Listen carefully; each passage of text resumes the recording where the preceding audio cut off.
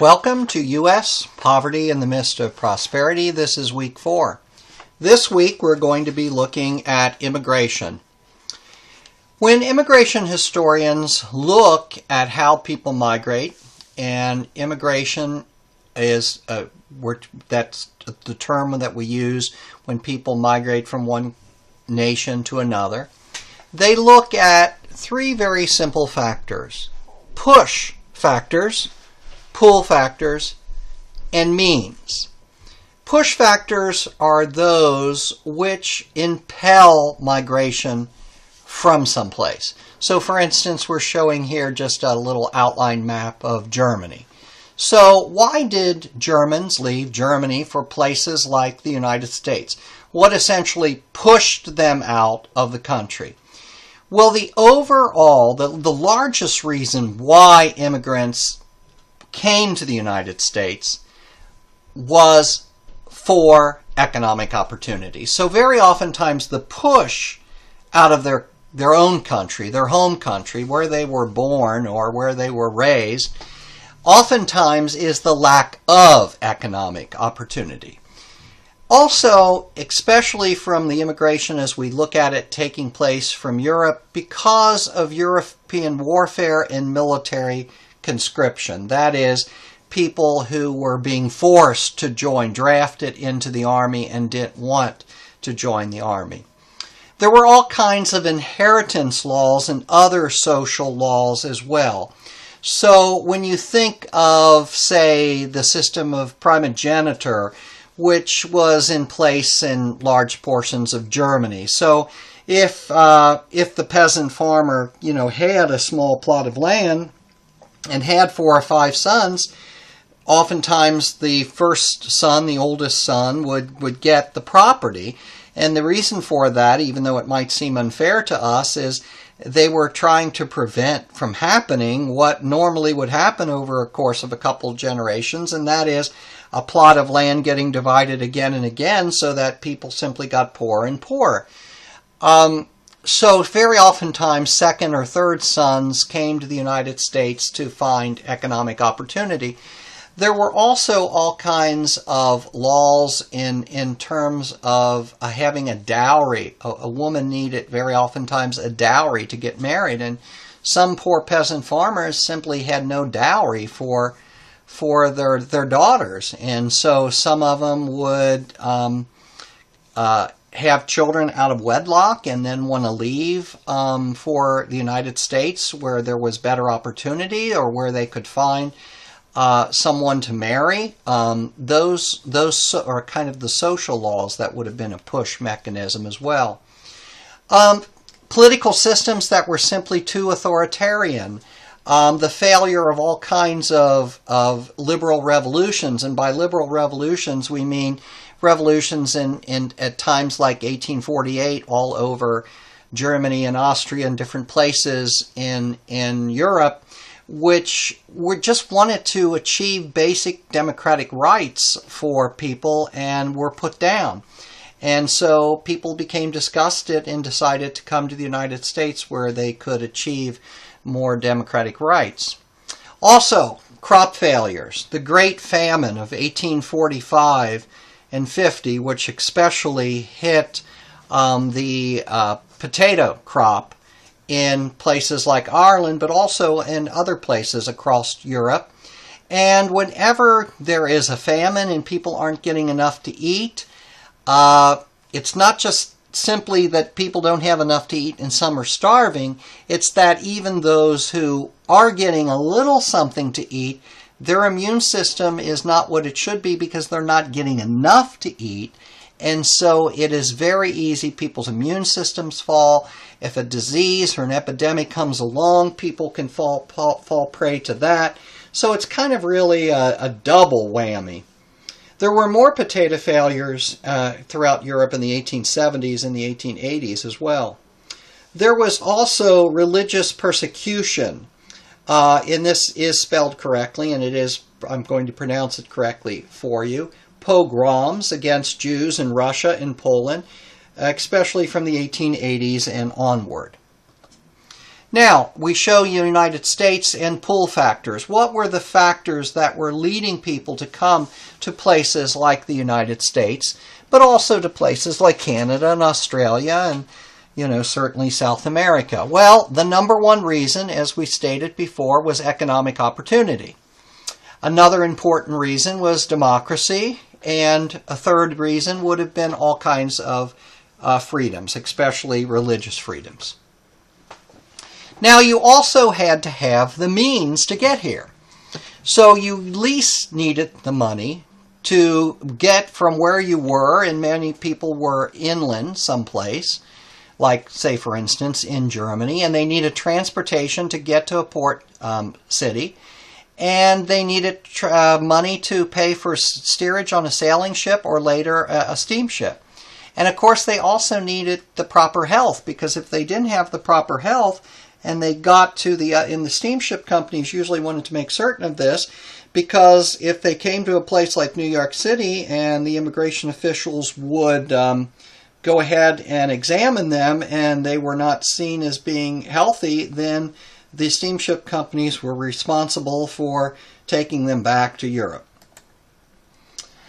Now, there had to be a process to deal with the growing number, as it says here, of immigrants, especially coming into a place like New York City. So on the southern tip of Manhattan in 1855, they created Castle Garden, and this is what it looked like, and that's where the immigrants had to enter through. Castle Garden was later replaced by Ellis Island, which actually operated on its own little island in New York Harbor. It operated as a reception center from 1892 until 1932, and then as a detention center after 1932 and was closed in 1943. Let's look at the overview of immigration to the United States. In the 70-year period from 1850 to 1920, more than 25 million immigrants came to the U.S. Before 1880, we generally refer to that time period as the period of old immigration. And by that, many of the immigrants came from Western and Northern Europe. And so they were a polyglot of people, but there were a lot of English and Scots people, Irish, Germans, French, Dutch, etc. Some of them were Protestants, some Catholics, some Jewish, but essentially they were from Western and Northern Europe. And after 1880, this new immigration starts. And instead of coming mainly from Western and Northern Europe, the immigrants were coming from Eastern and Southern Europe. And that's going to be, in the eyes of many Americans, somewhat problematic, as we're going to examine in this lecture. Many of these Eastern and Southern Europeans are going to be Catholic, and they're going to speak kind of strange languages that Americans aren't accustomed to, and kind of dress strangely that Americans aren't accustomed to. Many of them are going to be Jewish. And so a lot of anti-Catholic and anti-Semitic factors are going to enter into the equation. Now, not everybody who immigrated to the United States intended to stay here. Some of them simply came for a short period of time, and they made money, which they sent back to their families in places like Europe, or they made enough money and they actually went back to Europe. And so those folks are called birds of passage, and very oftentimes they were men who came to the United States to earn some money, stayed here for a few years, maybe not even that long, and then returned to Europe. This immigrant population, because of what we've already discussed in our second week, our second lecture, about the vast industrialization and urbanization occurring in the United States in the late 19th and early 20th centuries, is really the story of a country that is urbanizing, industrializing, and so when immigrants came to this country, they were looking for economic opportunity. So they went where the jobs were, and the jobs were in the city. So by 1900, almost 2/3 of the country's immigrant population resided in cities. Now, we also know that the Jim Crow laws in the southern U.S. led many blacks to move to the northern U.S. This is migration versus immigration, and we spoke a little bit of this in last week, that is week 3's lecture. Well, let's bring this home to the regional area of northern Kentucky and Cincinnati, where we like to talk about occasionally because that's where, NKU is located. Cincinnati and northern Kentucky were were points of great German immigration. In fact, immigration historians refer to the so-called German Triangle in the United States. And the points of that triangle would be the very German cities of Milwaukee, St. Louis, and Cincinnati and its suburbs of Covington and Newport, Kentucky. And within this area, a lot of Germans migrated. You might ask why, and we're going to answer that in a few minutes. Some of it was what we call chain migration. And chain migration is, let's say, for instance, you left Europe and came to the United States, and you came to a place like Cincinnati and you said, boy, what a great place, lots of jobs, lots of Germans here, and you wrote back. And then all of a sudden your two brothers came and your uncle came, and they continue to write to people. So it's a chain of people. They're generally following one another in families, in kinship groups, in religious kind of groups, in ethnic sorts of groups, to the United States. I want you to look a little bit about total immigration to the United States, and this is broken down by decades. In this time period, Cincinnati received a lot of immigrants, and you can see that German immigration was a key component of total immigration right on through the 1840s, 50s, 60s, in fact, the entire 19th century, and then it would begin to drop off and not pick up again until the post-World War II era. But you can see here that during the 19th century, in the 1880s, immigration hit a height. It's way, way down in the 1860s because of the Civil War. It hits a height in the 1880s, and then it balloons up in this time period before 1910, and there are reasons here why this immigration is going to continue to fall. Right here, it's going to be after a new Immigration Act in the 1920s, but it's also during the Great Depression and World War II. The largest U.S. cities in 1860 were the following, and you'll notice here that Brooklyn was still not a part of New York City yet, so that counts as a separate city. Down here at number 7 is Cincinnati in 1860. In 1850, Cincinnati was the 6th largest city in the United States. In 1870, it was the 7th, and that was kind of the height of its ranking among cities in the United States. So it was drawing immigrants from England and Scotland, and especially from Ireland, and mainly from Germany. And it was doing so because, obviously, the city was a very prominent, it was a very prosperous place. There were many jobs. By 1900, Cincinnati was still in this top 10 ranking.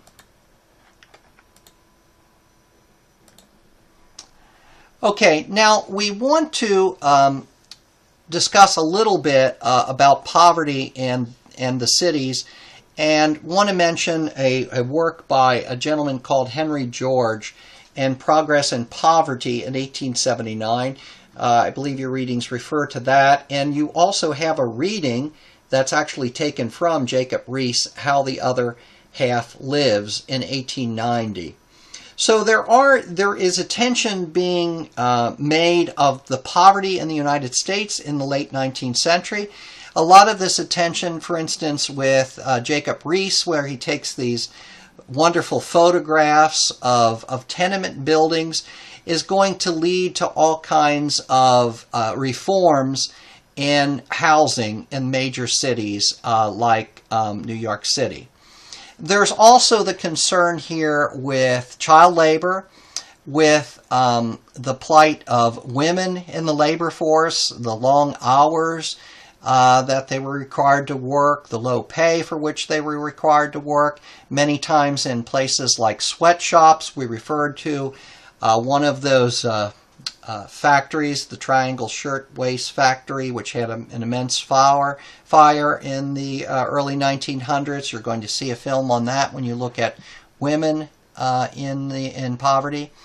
And besides the urban areas, where of course immigrants were piling into overcrowded tenements with inadequate sanitation facilities, there were all kinds of mill towns and company towns where immigrants would settle as well. Mill towns mainly, through the northeastern United States, and coal company towns where you're going to find many, where we would have found many immigrants, Hungarians, Italians, and others that were directly recruited to be coal miners, and they were recruited out of places like Hungary and Italy to places like Appalachia in Kentucky and West Virginia and other places. And once they got to those coal towns, of course, the jobs they were performing were very difficult jobs that certainly took a toll on their health and on their lifespan. And they were also being paid many times a very inadequate wage, and everything was owned by the company. Say, for instance, the coal company. The coal company operated the schools. It had, the fire department. It ran the government. It owned all the houses and rented those houses. It operated the commissary or the general store, and sometimes they even paid their employees not in U.S. dollars, but in company scrip. And the company scrip could be used at the company doctor, the company dentist, the company theater.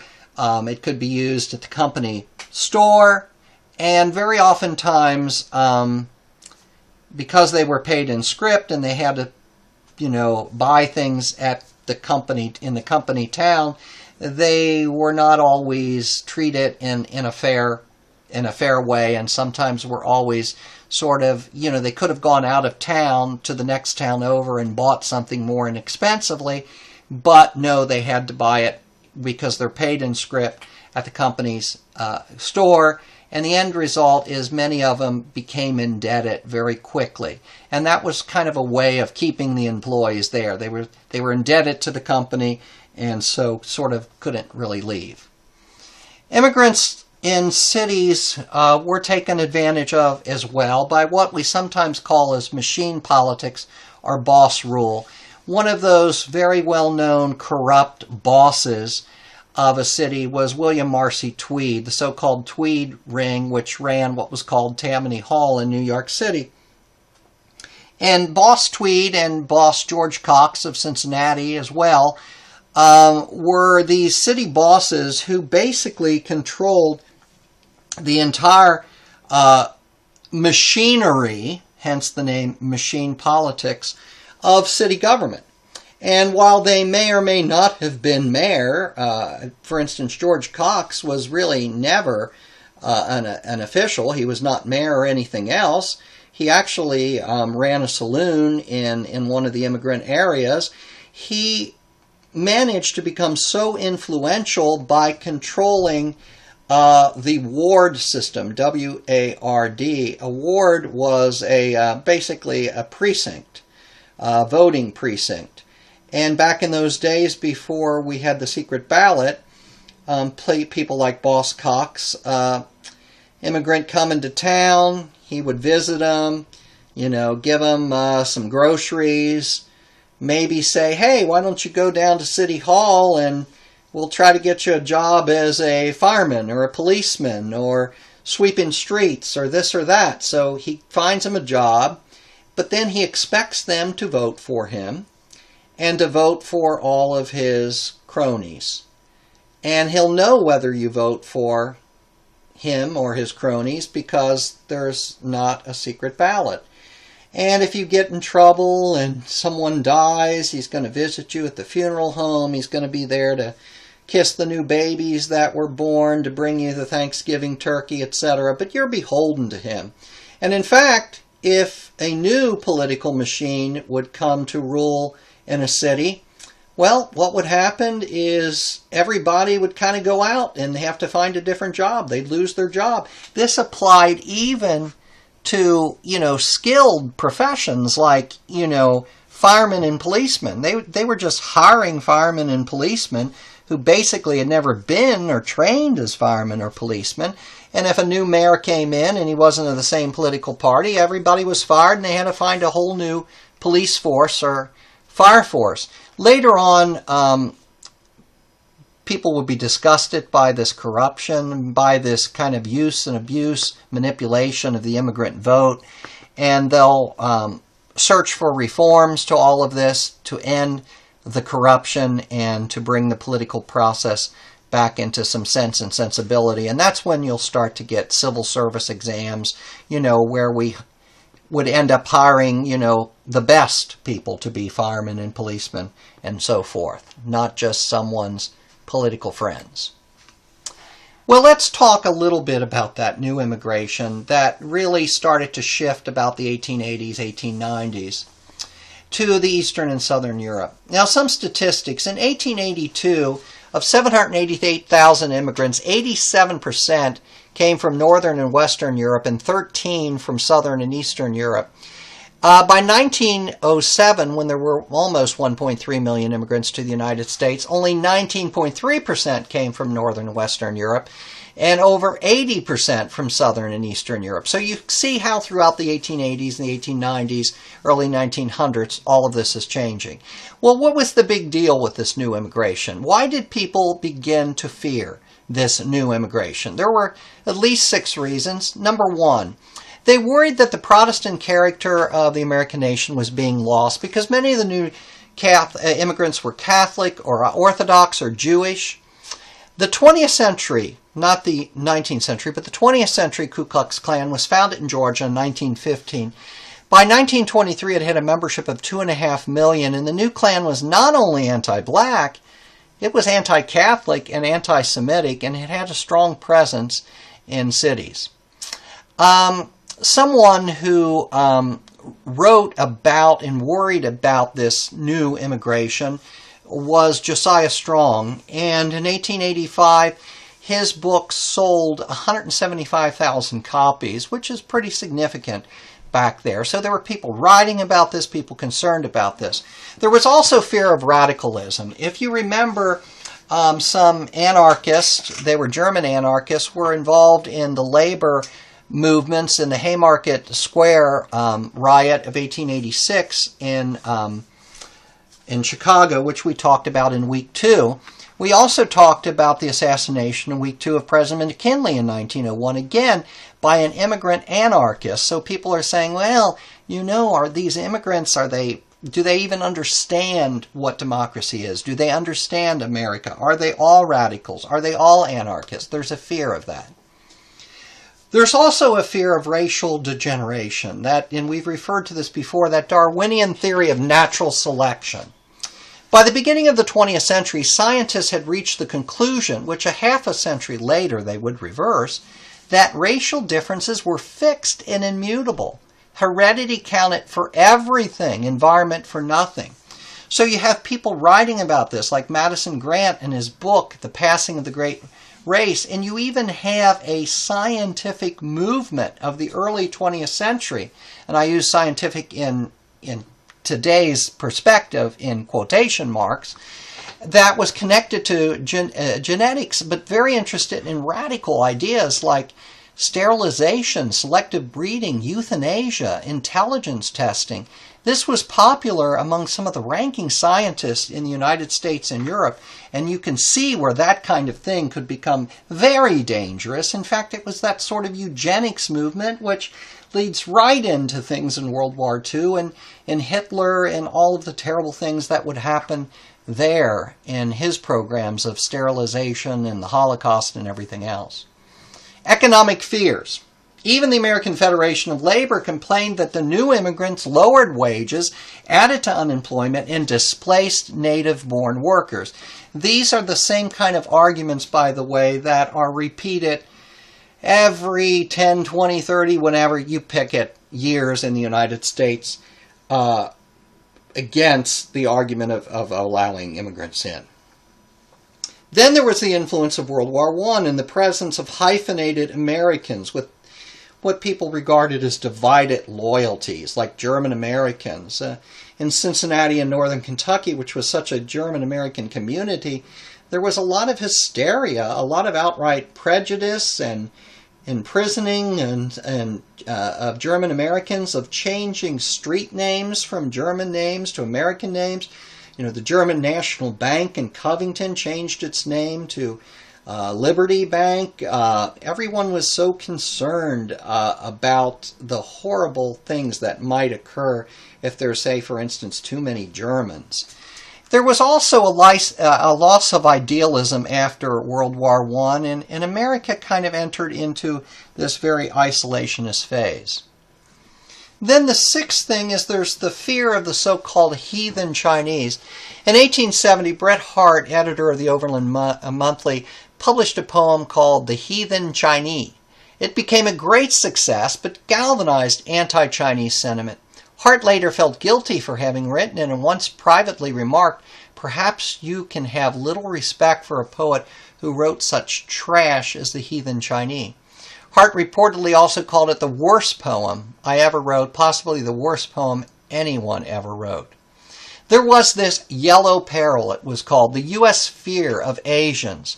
Now, if you recall, the 14th Amendment to the U.S. Constitution had said that all persons born in the U.S. were citizens. But these next acts and also these other activities and other pieces of legislation would just outright legally deny that. The Naturalization Act of 1870 said that citizenship for those born abroad was limited to white persons and persons of African descent. Most Asian immigrants were ineligible for citizenship until 1943.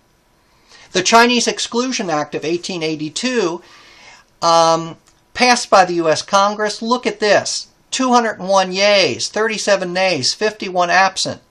The Act of 1882 suspended the immigration of Chinese laborers for 10 years.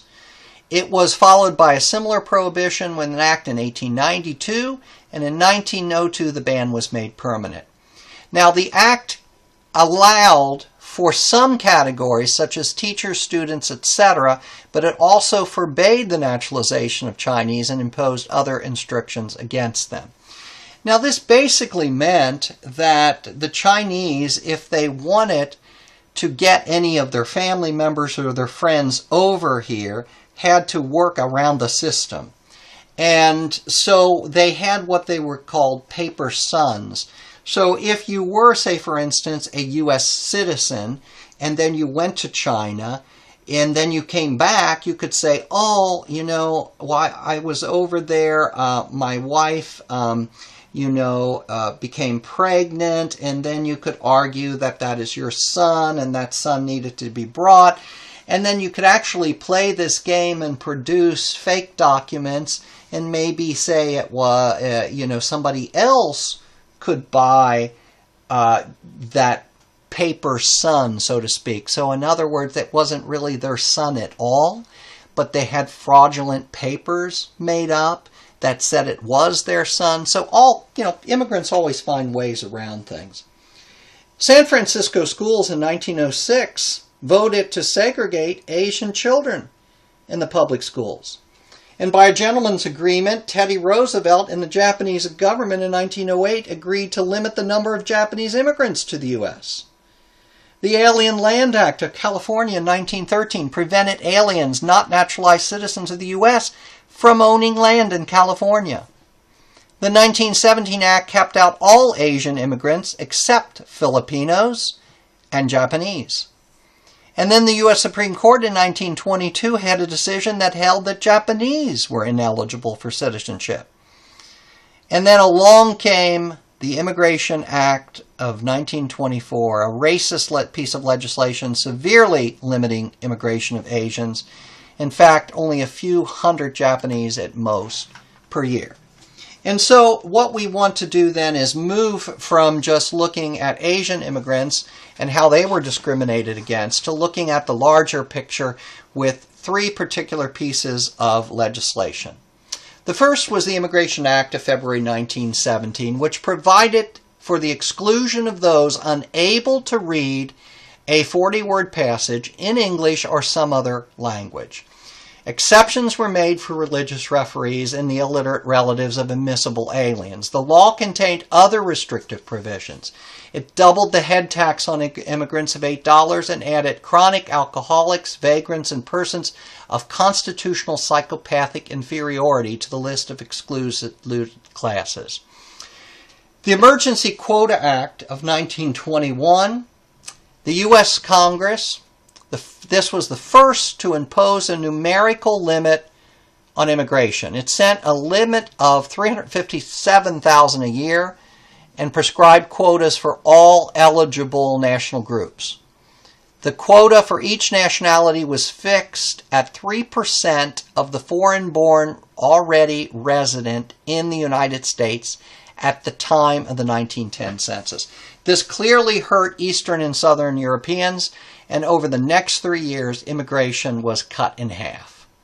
But the big act occurred at the Johnson-Reed Act of 1924, which reduced annual immigration to 150,000. This was to be an interim arrangement. Each country would be allowed a quota equivalent to 2% of the number of its nationals in the United States in 1890. That is before the new immigrants had really become preponderant. Under this interim arrangement, 86% of the total quotas was allocated to the countries of Northern and Western Europe, only 14% to others. Peoples within the Western Hemisphere, the Americas, were exempt. Okay, so what this is really talking about is immigration other than the Western Hemisphere. And then it's saying that we prefer people from Northern and Western Europe and set a much lower quota for those from Eastern and Southern Europe. It's not until 1943 that the Chinese Exclusion Act was repealed, and obviously would be a good thing because in 1949 China would fall to the communists. The National Origins Quota System set up by 1924 in the Johnson-Reed Act changed slightly in 1929 and largely remained in effect until 1965 when the quota system was scrapped. Now, there are all kinds of things you're going to read about. You're going to read about the internment camps for Japanese during World War II and so many other things that you're going to learn about in terms of immigration history. As always, if you have any questions, please feel free to email or phone me. I'm always happy to help, and have a very good week.